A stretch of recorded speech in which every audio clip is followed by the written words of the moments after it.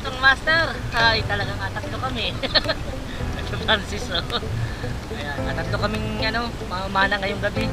So dito pa rin kami sa Gaspar Island, dating spot. At syempre, ayan o, bagong vlogger rin, no. Kaya si Pasupport naman Temski. sa bago kong gagawing page, mga master, ICT ko pa sa YouTube. Sa YouTube. Ayan mga master, bagong vlogger. Parang ano niya ngayon, unang vlog na gagawin. Kaya ayan, sa lahat na sumusuporta sa akin, sa aking FB page, saka sa aking YouTube channel, ayan, pagkasuportahan si Tems Adventure. Ayan. Masahin mo. Let's go. Let's go! Guys, sa ating lahat, mga kaistero.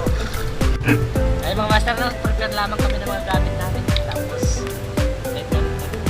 sana marami namin mahuli. At yung nakailang balik kami dito, talagang akaunti. Laban na yan. Lahat naman ang pagkakataon na maraming mahuli talaga. May labas talaga ng isda. At yun, unang pagsisit ko nga ni Dini ay may nakita agad ako dining samaran. Dalawa pa mga master, magjowa, wari ito. Inapakatingnan ko muna at baka magdikit sila para double kill ang mahuli natin. Kaya lamang ay bigla na lamang naghiwalay at yung isa ay nagpakalayo-layo na. Parang nahiya pa sa akin. At yun, pagkatapos ko nga ni mag-load ng aking pana, ay di pinuntahan ko na agad kung saan siya nagpunta. Kaya lamang ay sinilip-silip ko nga ni Dini sa butas pala pumunta. Ay anong lalim ba yan naman mga master, hindi ko na maaninawan kung nasaan na siya. Kaya tinignan ko kung lalabas pa siya, pero malabo na wari lumabas at siguro ay natakot na sa akin. Ay di hanap na lamang tayo ng panibagong target natin. At naidi nga rin mga master, may nakita ko din isang panuso.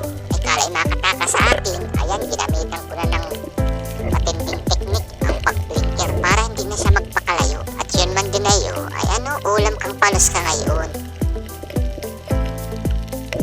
Tapos din sa banda rin ay may nakita kong aba ay mabait wari iting palos na rin. Hindi ko ng master ginamitan blinker at mukha namang mabait. Kaya ayun, sapul.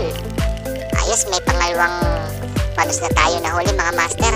Ay may pangsabaw na nito. Dini nga rin pala mga master sa spot na ito ay talagang season ang labas ng mga isda. Kaya kahit hindi season pumupunta pa rin kami din sa Gaspar Island para naman makalibre man lamang ng pang-ulam. Katulad ditong nakita ko, isang talakitok mga master.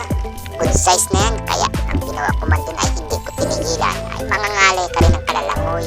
Matigil ka rin. Ayun tuloy pa rin sa paglangoy mga master.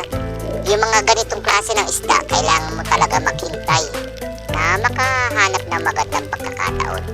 Kaya ayan, tuloy pa rin kami sa paghahabulan. Ayan ay talaga namang parang aquarium ng ngalay. At yun, nung nakita kang pumanti na medyo tumagilid ay pinanatan ko. Ayun man din sa pulman din ay pangsabaw ka ngayon. Medyo nangalay din nga ni ako ng kaunti dun ay buti na lamang at nakahanap agad ako ng magandang pagkakataon bago ko panain. Ayan man din mga master, isang talakitok.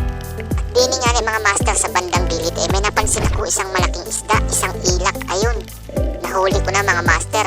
Sayang hindi ko na kuna ng magandang video kung paano ko napana. At ayan man din mga master, nagkalat na. Ay siya, sigurado na mga master ang pang-ihaw nito. Tapos may pang-sabaw pa. At nandini nga na yung isa kong kasama nagkaaya na kami bumalik na doon sa bangka. At talagang dalang bayan naman ang labas ng isda. Pero at least kahit pa paano naman, may nahuli pa rin tayong pang-ulam.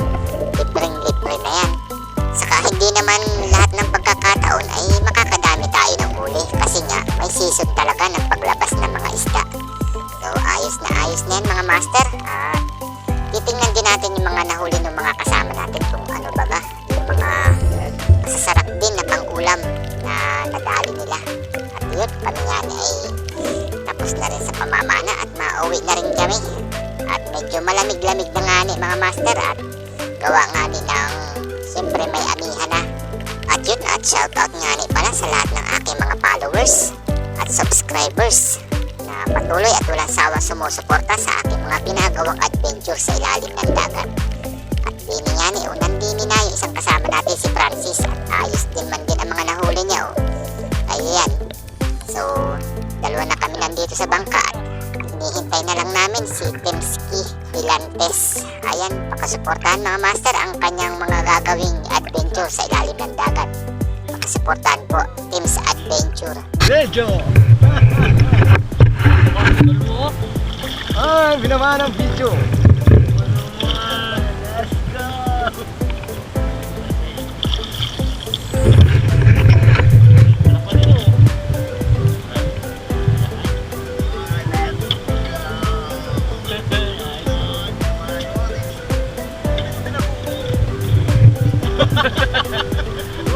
Kampalpi.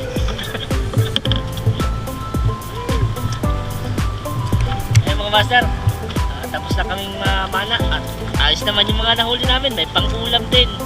Meron talagang talaga namang kaway pala ngayon. Sana all. Yun, kami makauwi na rin. At talagang parang malamig na. Mga master, kita-kits tayo next adventure.